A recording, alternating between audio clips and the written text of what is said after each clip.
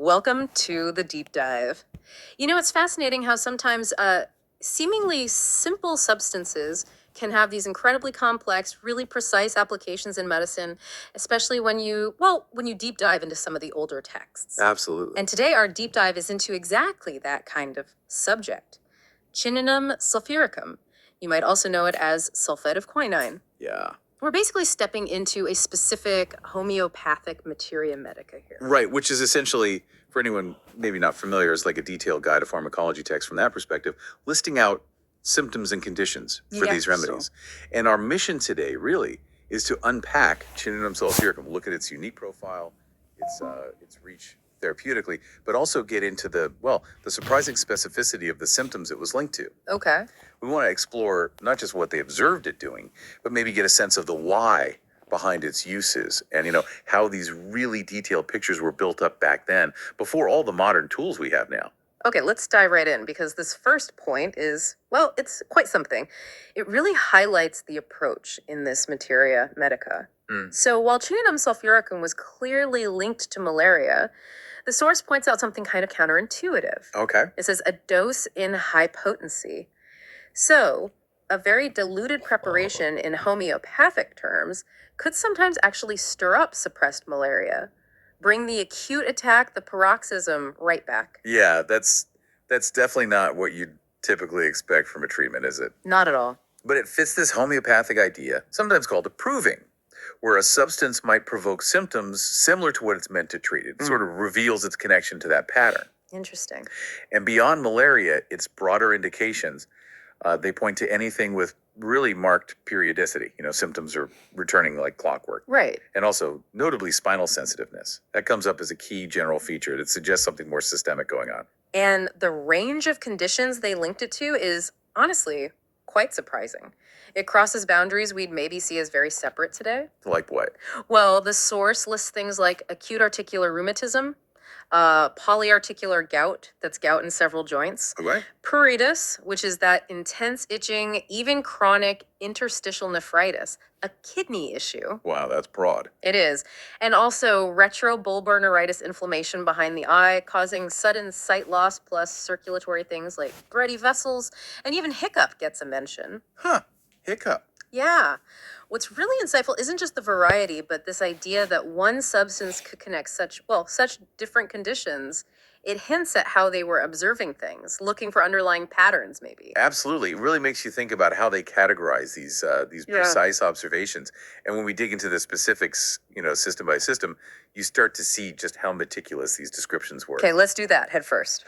The Materia Medica describes a very particular headache. It says pain on the forehead and temples, specifically malarial in origin. Okay. And it gets worse gradually around noon, often comes with vertigo, that spinning feeling and pulsation. Right. And they noted it's particularly worse on the left side. Mm-hmm. And adding to that, for the head, the observations also included things like, people actually falling in the street. Oh, wow. Yeah, an inability to stand up because of the dizziness, and even amaurosis. That's a kind of blindness where the eye might look okay, but the person can't see. It paints a picture of something pretty profound happening. Definitely. And that precision carries on into, say, the senses, like the ears. The symptoms described are really vivid. How so? Violent ringing, buzzing, roaring sounds, and consistently deafness alongside it. A very distinct cluster of auditory problems. Yeah, that's quite specific. Then moving to the face, the neuralgia, the nerve pain is also described very precisely. Okay. It starts specifically under the eye and then spreads into and around the eye socket. Under the eye, okay. But what's really interesting here, and kind of a classic homeopathic detail, is that the pains come back very regularly, periodically. Right. And crucially, they're relieved by pressure. Applying pressure makes it feel better. Ah, that specific detail, like pressing on the area. Exactly. Yeah. That kind of specific modality, what makes something better or worse, is often a key piece of the puzzle in these materia medicas. That connects back to what you said earlier about spinal sensitiveness. It does. Our source mentions great sensitivity in the dorsal vertebrae, so the mid-back area, with pain specifically when you press on them. And also the last cervical vertebra down at the base of the neck is sensitive too. The pain can apparently shoot up into the head and neck from there. See, it highlights how they were tracking these connections across different body parts, connecting the spine to the head, for example. Yeah. And this level of detail goes right into the fever patterns, too. I mean, how specific can you get? Right. The source talks about a chill daily at 3 p.m. 3 p.m. every day. Exactly. And during that chill, painful swelling of veins, shivering, even if you're in a warm room, and this distinct feeling of anguish that comes with it. So it's not just a fever, it's a whole timed sensory experience package. Precisely. And here's that other really odd detail we touched on. Despite all those classic fever symptoms, the chills, the shivering, the source notes, there's often a subnormal temperature. Yeah, isn't that strange? You'd absolutely expect a high temperature with those symptoms. But literally, it makes it a very distinctive profile. And if we think about, the body's internal state, the blood changes described are also quite revealing, especially considering the early methods they must have used. What did they observe there? An immediate rapid drop in red blood cells, a reduction in hemoglobin 2, Okay. and an increase in chloride elimination. Plus, a tendency towards something called polynucleated leukocytosis, basically, an increase in a certain type of white blood cell. It suggests a pretty deep impact on the body's basic chemistry. And the urinary picture is just as unique and described with, well, really striking visual language. How's it described? Bloody urine, turbid, so cloudy, slimy, clay colored, and with a greasy sediment. Wow, you can almost picture that. You really can, can't you? And chemically, it gets even more specific. Small amounts of urea and phosphoric acid, Okay. but an excess of uric acid and lots of those chlorides we mentioned alongside that subnormal temperature again. Right, the subnormal temp keeps popping up. It does. Plus, excessive flow, lots of urine and albuminuria, meaning protein in the urine. It's like a whole metabolic snapshot. And then the skin, lots going on there too, and sounds pretty unpleasant. What kind of things? Intense itching, erythema, that's redness, urticaria, hives, icterus or jaundice, so yellowing skin, vesication, which means blistering, pustules, those little pus bumps, and purpura, the purple spots from bleeding under the skin. So a whole range of skin reactions. Yeah, plus great sensitivity of the skin and even shriveled skin mention. Okay, so we have this incredibly detailed picture, symptom by symptom. What does this all mean in terms of where Chininum sulphuricum fits in, compared to other remedies they might have been using? Right. How does it relate? Let's look at the relationships mentioned in the source. Yeah, connecting it to the bigger picture is always helpful. Yep. And the source does draw some interesting comparisons. For instance, it's compared to salicyl. Okay, what's the connection there? For similar kinds of issues, actually deafness, tinnitus, that ringing in the ears, and Meniere's disease, which involves vertigo and hearing loss. So clear overlaps in the symptom picture were recognized. And there's a really unique interaction noted with camphor monobromide. Oh. It's apparently said to make the action of the quinine more intense and also more permanent, like a natural enhancer or It's something. interesting, like a synergistic effect. The source also compares it to some other well-known remedies like arsenicum, eupatorium, and methyl blue. Okay. But what I find really fascinating is the inclusion of two traditional remedies from completely different parts of the world. Oh, yeah. Which ones?